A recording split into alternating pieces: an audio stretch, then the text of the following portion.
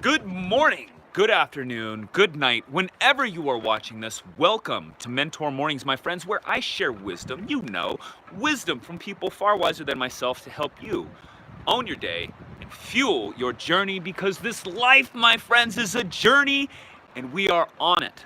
So, have you felt like your journey of life, like you have been blown off course from the destination? Have outside circumstances, the storm of life, moved you away from your destination? Life is heating up. There's no doubt about it, my friends. When we look outside into the world that around us, we see the chaos. We the corruption.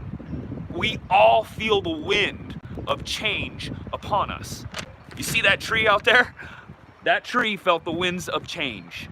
And we're going to get into this. That is an excellent precursor to this conversation, my friends. If you appreciate this video, could you please hit the thumbs up button? Share when it is done if you feel like I have given you information that has perhaps inspired you or helped you in some way, or if you know somebody that could use information like this. Let's jump into it.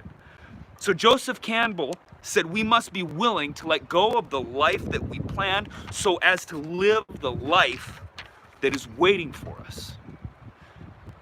That's a tremendously profound statement and yet applicable through all times and all lives.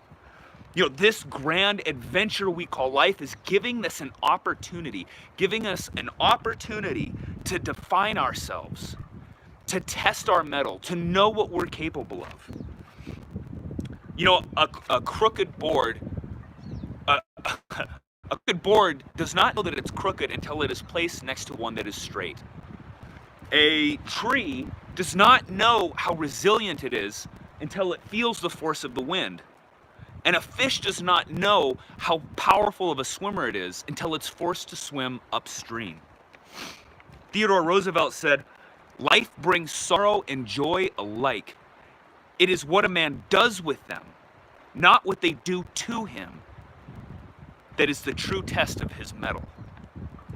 And so imagine, if you will, that we are standing on an ancient ship, sailing across the ocean, heading towards this lush and fertile land where we know that we will get the abundance and the prosperity and the peace that we are after.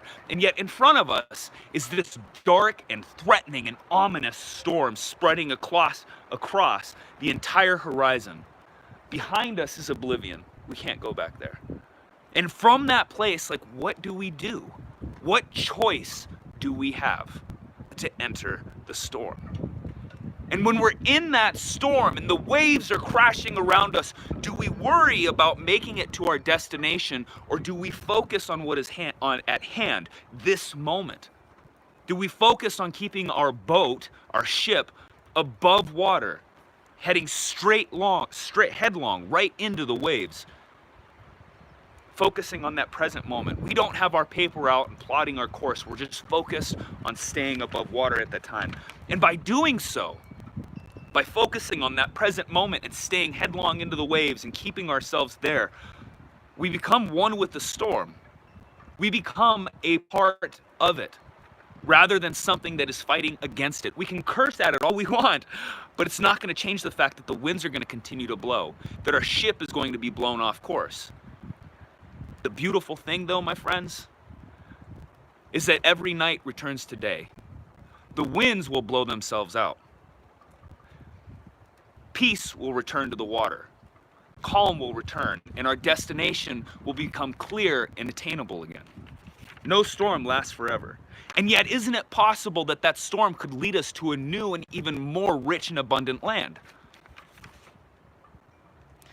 Robert Greene, the author of many tremendous books that I highly recommend getting if you have the chance, he says, if you view everything through the lens of fear, then you tend to stay in retreat mode, focusing only on flight, escape.